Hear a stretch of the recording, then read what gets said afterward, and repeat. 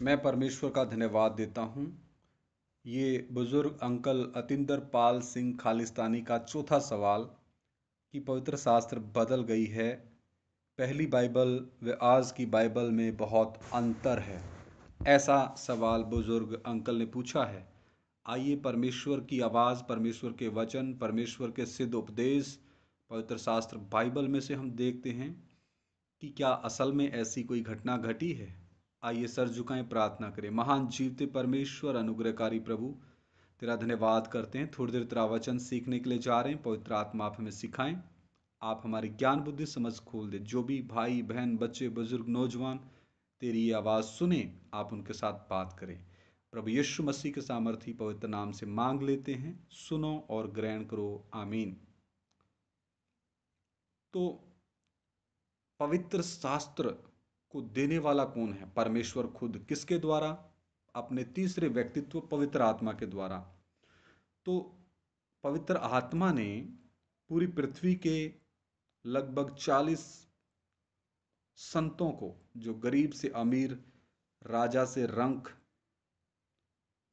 लगभग 1600 साल के दरमियान अलग अलग देश, भाषा, मौसम, रहन सहन, रीति रिवाजों में रहते हुए पवित्र आत्मा की अगुवाई द्वारा लिखा गया। और इसका हम हवाला देते हैं दूसरा पत्रस 1:21। आप भी खोलिए। दूसरा पत्रस पहला अध्याय 21 वचन।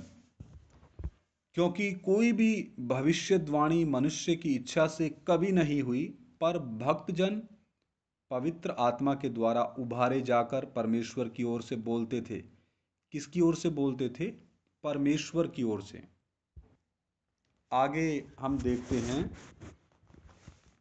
मत्ती 24:35 वचन भी मैं पढ़ना चाहूँगा। मत्ती रचित सुसमाचार 24 अध्याय और उसकी 35 आयत। मैं विनती करूँगा आप भी परमेश्वर का वचन खोल के मेरे साथ पढ़ें। आकाश और पृथ्वी टल जाएंगे, परंतु मेरी बातें कभी ना टलेंगी। किसकी बातें? परमेश्वर की बातें कभी ना टलेंगी। दूसरा तिमुथियस 3:16 भी मैं आपके लिए पढ़ूंगा। दूसरा तिमुथियस तीसरा अध्याय और उसकी 16 आयत। संपूर्ण पवित्र शास्त्र परमेश्वर की प्रेरणा से रचा गया। किसकी प्रेरणा से? अगर प्रेरणा को और गहराई में देखें तो परमेश्वर के आत्मा से रचा गया, और उपदेश और समझाने और सुधारने और धार्मिकता की शिक्षा के लिए लाभदायक है, ताकि परमेश्वर का जन सिद्ध बने और हर एक भले काम के लिए तत्पर हो जाए। मरकुस 13:31 भी हम देखते हैं। मरकुस 13वां अध्याय 31 वचन। आकाश और पृथ्वी टल जाएंगे, परंतु मेरी बातें कभी ना टलेंगी। किसकी बातें?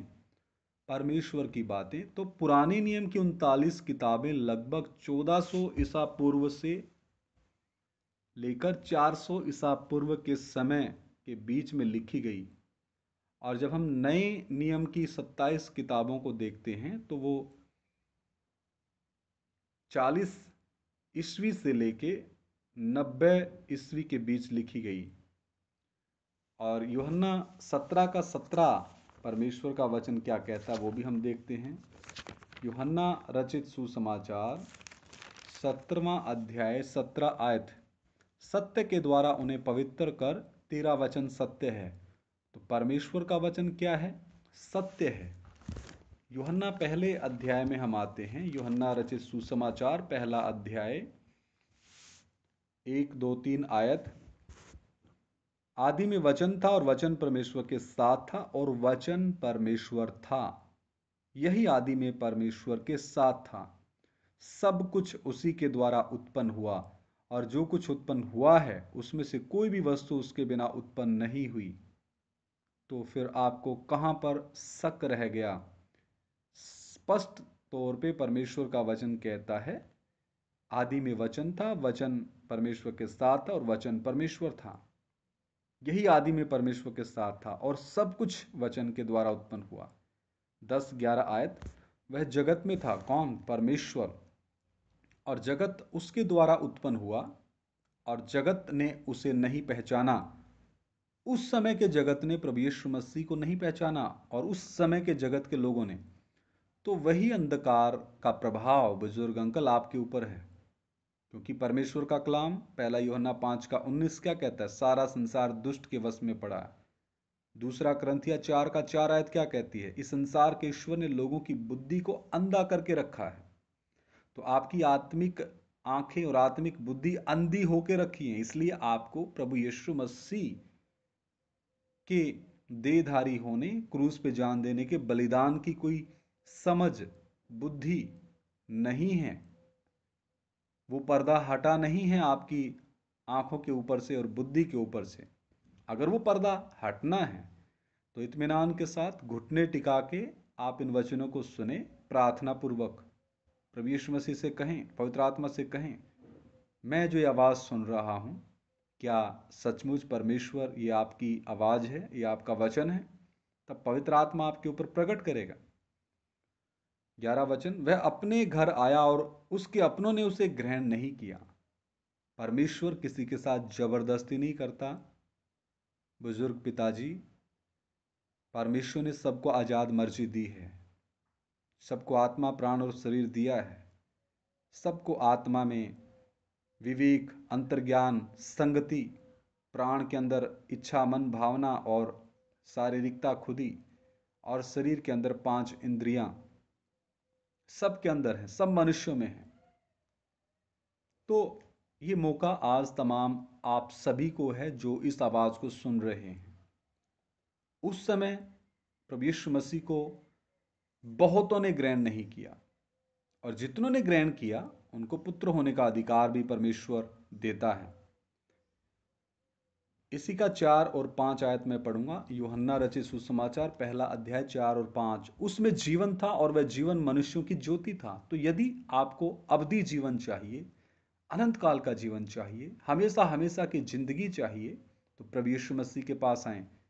क्रूस के नीचे घुटने टिका के, क्रूस पे लटके देदारी परमेश्वर को अपना प्रभु, मुक्तिदाता, उद्धारकर्ता करके ग्रहण करें और कबूल करें कि प्रभु मैं पापी हूं। उस पापी के लिए आप स्वर्ग छोड़ के, स्वर्गदूतों की आराधना, महिमा छोड़ के, अपना परमेश्वरता को कुछ समय के लिए त्याग के, अपने आप को शून्य बना के, अपने आप को मनुष्यों का दास बना के, अपने चेलों के पांव को धो करके नम्रता का परिचय दिया। क्रूस की मृत्यु भी आपने सह ली। इतना महान कष्ट आपने मुझ पापी के लिए सहा। जिस क्रूस पे मुझे लटकना था प्रभु, उस क्रूस पे आप लटके। रोते रोते यदि कोई भी भाई बहन, बच्चे, बुजुर्ग, नौजवान ऐसा अंगीकार करते हैं और क्रूस पे लटके मसीहा को अपना प्रभु और मुक्तिदाता और उद्धारकर्ता करके ग्रहण करते हैं, तो अनंत जीवन उनका है। आदम के तमाम पाप प्रभु यीशु मसीह अपने लहू से धो के शुद्ध कर देता है। 5 वचन, ज्योति अंधकार में चमकती है और अंधकार ने उसे ग्रहण नहीं किया। तो आज भी ये सारा संसार उसी शैतान के वश में पड़ा है, अंधकार के वश में पड़ा है। ये सारा संसार, सरदार जो इस जगत का है, संसार का है, उसका नाम क्या है? दुष्ट शैतान, जो इस संसार का सरदार बने बैठा है, जो इस संसार का ईश्वर बने बैठा है और लोगों की बुद्धि को अंधा करके रखा है। अगर आप उस अंधकार से और उस अंधकार के हाकिमों के प्रभाव से निकलना चाहते हैं तो केवल एक ही नाम है, प्रेरितों के कार्य 4:12, स्वर्ग के नीचे, पृथ्वी पर, मनुष्यों के बीच में कोई दूसरा नाम नहीं दिया गया जिसके द्वारा हम बचाए जाएं। केवल एक ही नाम है, वो नाम है प्रभु यीशु मसीह, जिसके द्वारा हर मनुष्य के पाप और श्रापों की क्षमा हो सकती है यदि वो पश्चाताप करे, मन फिराए और अपने आप को पापी कबूल करे और उद्धार की याचना करे। क्रूस पर लटके मसीहा को अपना प्रभु करके अंगीकार करे, हृदय से माने, तब उसका उद्धार निश्चित है। आगे हम देखते हैं कुलूसियों की पत्री 1:15-17। कुलूसियों की पत्री 1 अध्याय और उसका 15, 16, 17 वचन मैं पढ़ना चाहूँगा। आप भी अपना पवित्र शास्त्र खोल के पढ़ सकते हैं। वह तो अदृश्य परमेश्वर का प्रतिरूप। कौन? प्रभु यीशु मसीह। किसका प्रतिरूप? परमेश्वर का। और वो परमेश्वर है कैसे? अदृश्य। वह यानी प्रभु यीशु मसीह दूसरा व्यक्तित्व, परमेश्वर का इकलौता पुत्र जो हमारे पाप और श्रापों के लिए मरने के लिए आया, वह यानी प्रभु यीशु मसीह तो अदृश्य परमेश्वर का प्रतिरूप, यानी वो अपने परमेश्वरत्व का प्रतिरूप है, पहले व्यक्तित्व का प्रतिरूप है, दूसरा व्यक्तित्व। जैसे आप फोटोग्राफी के लिए किसी फोटोग्राफर के पास गए, अपना फोटो पासपोर्ट साइज वहां पे खिंचवाया, तो आपका फोटो फोटोग्राफर ने खींचा है तो प्रिंट में भी आपकी ही शक्ल आएगी। तो यहां पर परमेश्वर का प्रतिरूप के तौर पे प्रभु यीशु मसीह है, यानी वो देहधारी परमेश्वर हैं, परमेश्वर का दूसरा व्यक्तित्व है। आगे, और सारी सृष्टि में पहलौठा है, क्योंकि उसी में सारी वस्तुओं की सृष्टि हुई, स्वर्ग की हो अथवा पृथ्वी की, देखी या अनदेखी, क्या सिंहासन, क्या प्रभुताएं, क्या प्रधानताएं और क्या अधिकार, सारी वस्तुएं उसी के द्वारा और उसी के लिए सृजी गई हैं। फिर आप किसके लिए सृजे गए हैं? आप भी परमेश्वर ने अपनी महिमा के लिए सृजे हैं, यदि आप घुटनों पर आकर के उसको अपना प्रभु और मुक्तिदाता और उद्धारकर्ता करके ग्रहण करते हैं और पश्चाताप करते हैं, मन फिराते हैं, तब ही यह संभव है, अन्यथा नहीं। वही सब वस्तुओं में प्रथम है। कौन? प्रभु यीशु मसीह। और सब वस्तुएं उसी में स्थिर रहती हैं। किसमें? प्रभु यीशु मसीह में। तो फिर आप प्रभु यीशु मसीह से दूर होकर के कहां हो? आप अंधकार में हो। तमाम वो लोग जो प्रभु यीशु मसीह से दूर हैं वो अभी तक अंधकार में हैं, अंधकार के कब्जे में हैं। इब्रानियों की पत्री 13 का 8 भी मैं पढ़ना चाहूँगा। इब्रानियों की पत्री 13वां अध्याय 8 वचन। यीशु मसीह कल और आज और युगान युग एक सा है, यानी वो अल्फा और ओमेगा है, वो कभी बदलता नहीं। यसाया 48 का 12-13 भी मैं आपके लिए पढ़ देता हूँ। यसाया नबी की किताब 48 अध्याय और उसकी 12 और 13 आयत। हे याकूब, हे मेरे बुलाए हुए इज़राइल, मेरी ओर कान लगाकर सुन।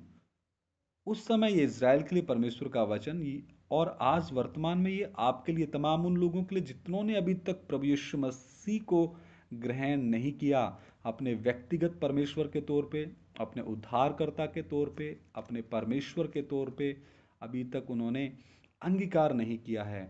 उन तमाम लोगों के लिए मैं वही हूँ, मैं ही आदि और मैं ही अंत हूँ। निश्चय मेरे ही हाथ ने पृथ्वी की नींव डाली और मेरे ही दाहिने हाथ ने आकाश फैलाया। जब मैं उनको बुलाता हूँ एक साथ उपस्थित हो जाते हैं। यसाया 45 का 22 और 23 भी मैं पढ़ना चाहूँगा। यसाया नबी की किताब 45 का 22 और 23। हे पृथ्वी के दूर दूर के देश के लोगों, हे पृथ्वी के दूर दूर के देश के रहने वालों, तुम मेरी ओर फिरो और उद्धार पाओ, क्योंकि मैं ही परमेश्वर हूँ और दूसरा कोई और नहीं है। तो फिर आप, जब प्रभु यीशु मसीह ही परमेश्वर है, तो फिर आप क्यों विश्वास में नहीं आते?